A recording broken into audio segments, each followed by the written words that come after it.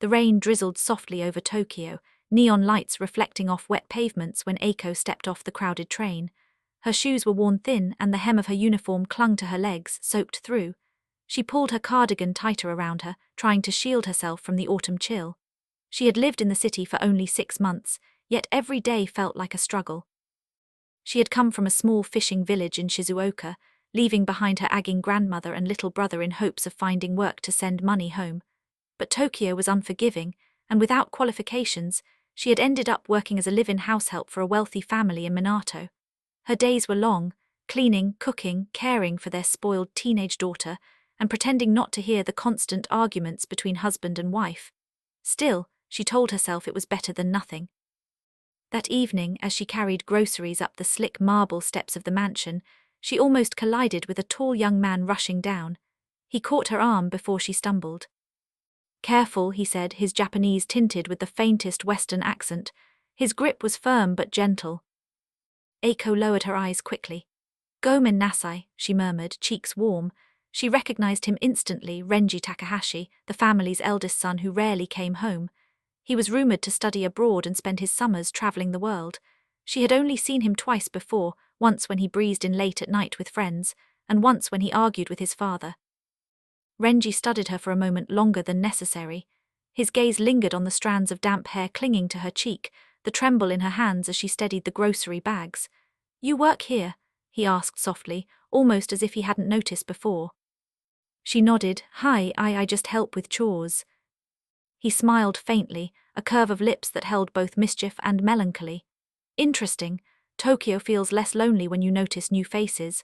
With that, he slipped past her into the rain, his leather shoes tapping against stone. That night, Eiko couldn't sleep. She kept replaying the way his eyes had caught hers, dark and intense like the city itself. She scolded herself for even entertaining thoughts of him. Men like Renji lived in a different universe: wealth, prestige, foreign universities, luxury cars, and she was just a househelp. But fate seemed determined to test her.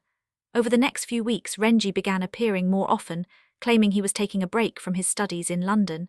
He would pass by the kitchen at odd hours, offering her a quiet good evening or asking what she was cooking. Once, he lingered long enough to taste her miso soup. "This reminds me of my grandmother's cooking," he said, his tone warm. "Simple, but it carries love." The compliment sent a flutter through her chest. She bowed quickly, afraid he might notice the pink rising in her cheeks.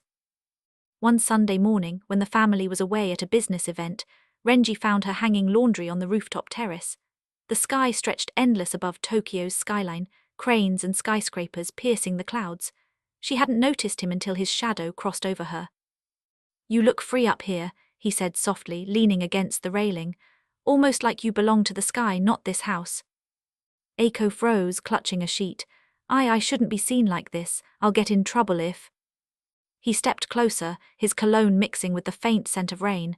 "Don't be afraid of being seen." Her breath caught.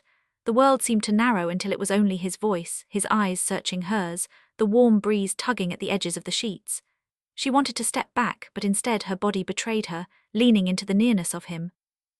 Renji raised his hand slowly, brushing a stray hair from her face. His fingers lingered against her skin, igniting sparks she had never felt before. "You deserve more than this life, Eiko," he murmured. Her lips parted, but no words came. The moment stretched, filled with unspoken longing, until the sound of a car engine below broke the spell. She quickly stepped back, bowing deeply. "Excuse me, Takahashi-san." She hurried past him, heart pounding, leaving the sheet fluttering like a ghost in the wind. That night she lay awake, her body still tingling where his fingers had brushed. She hated herself for craving what she couldn't have, but she couldn't deny it anymore. She was drawn to him, dangerously so. Weeks turned into months, and their encounters grew more frequent. Sometimes it was a brief exchange in the hallway, sometimes a shared smile across the dinner table. But once, when she was scrubbing the marble floor late at night, he appeared suddenly, kneeling beside her. "You work too hard," he said softly. She startled, wiping sweat from her brow. "I must, that is my job." He studied her, then took the rag gently from her hands. His fingers brushed against hers, sending a tremor through her. "No one should treat you like a servant," he whispered. Her chest tightened. "But I am one," she said, her voice breaking. "Not to me." His words cut through the silence like lightning. Before she could protest, he leaned closer, his lips brushing hers in a tentative kiss. Her entire body went rigid, then melted. She felt the world fall away, no marble floors, no employer's house, no line between rich and poor, only the taste of his mouth, warm and searching, and the thunder of her own heart.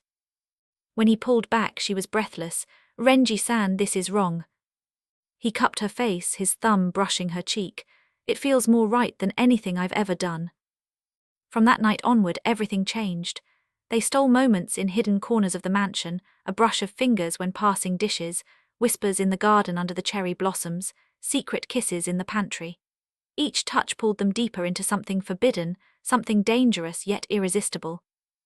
One evening, after the household had gone quiet, Renji slipped into her small room at the back of the house. She startled when she saw him standing there, framed by the soft glow of the lantern. "Renji-san, if anyone finds out—" "I don't care," he said firmly, stepping closer. "I need you." Her breath shuddered. He reached for her hand, pulling her gently into his arms. The closeness was intoxicating, his warmth wrapping around her like a blanket against the cold world. Their lips met again, deeper this time, and she felt herself dissolve into him. His hands traced her back, his whispers soft against her ear. "You're mine, Eiko, no matter what they say." In that moment, she believed him. She let herself surrender to the passion that had been building between them, their bodies speaking a language no words could capture. But as dawn broke over Tokyo, reality returned like a cruel tide. She was still the househelp, and he was still the heir of one of the city's wealthiest families. And secrets like theirs never stayed hidden for long.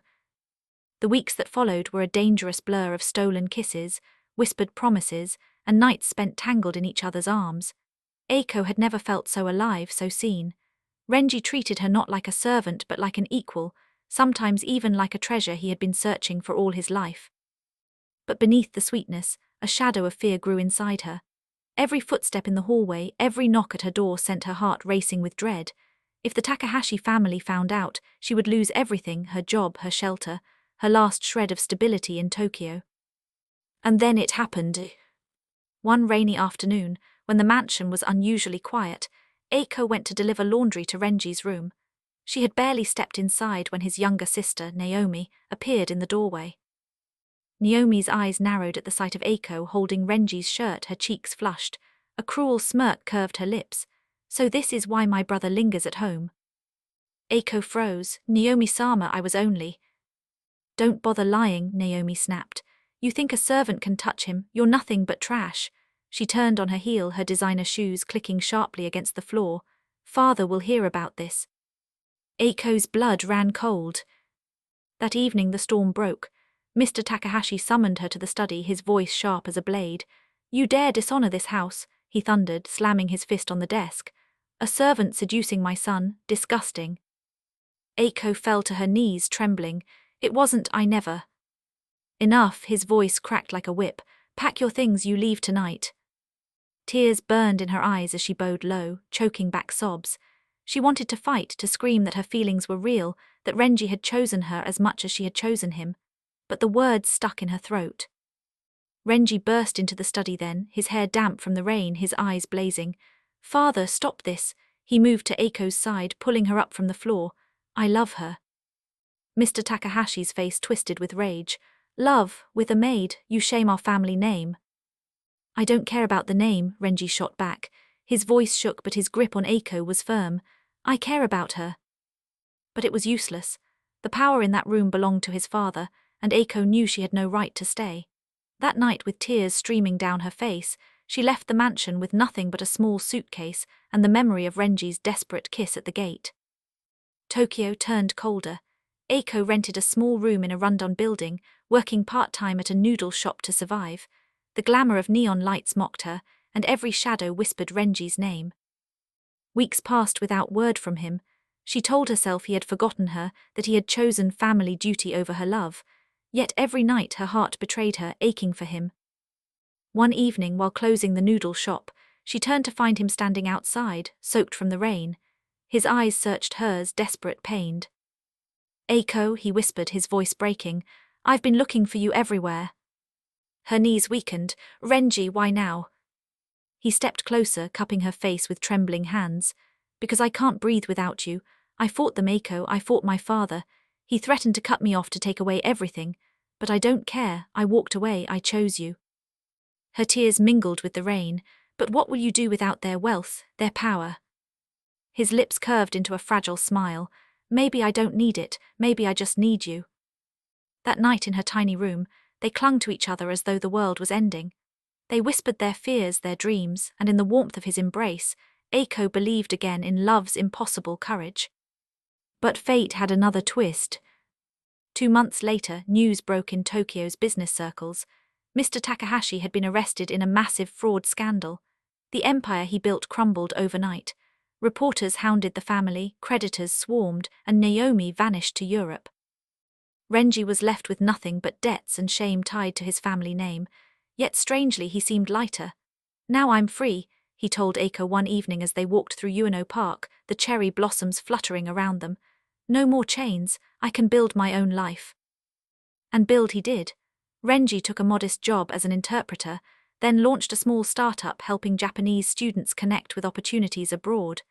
Eiko worked beside him, managing the office, cooking meals late at night, encouraging him when exhaustion threatened to break him. Years passed and together they rose from nothing. Investors began to notice Renji's brilliance, his company grew, and their love deepened with each struggle overcome. Then came the day everything changed. A lawyer arrived at their small office holding a briefcase. He explained that Mr. Takahashi, before his disgrace, had secretly invested in overseas properties under Renji's name to protect them from seizure. Now, after years of legal battles, those assets were being released, making Renji not just free, but immensely wealthy. Eiko stared at him in shock as the lawyer left. Renji, this means. He took her hands, his eyes shining. It means we have a future, but more importantly, it means you'll never have to serve anyone again. You'll live as you deserve, not as a househelp, but as my equal, my heiress. Tears blurred her vision. She whispered, I was never meant for this world. He pulled her into his arms, pressing his lips to her hair. You were always meant for it, you just needed someone to see it. Their wedding was small but beautiful, held beneath blooming cherry blossoms. Eiko wore a simple kimono, her grandmother's hairpin gleaming in her dark hair. Renji looked at her as though she were the only person in existence, and in that moment the world felt right. As they walked through Tokyo streets hand in hand, no longer bound by secrets or shame, Eiko realized her journey was not from servant to lover, but from invisibility to destiny. She had entered the city as a househelp, but now, with love, resilience and courage, she stood as an heiress not of wealth alone, but of a life she had fought to claim. And when Renji kissed her under the lantern glow,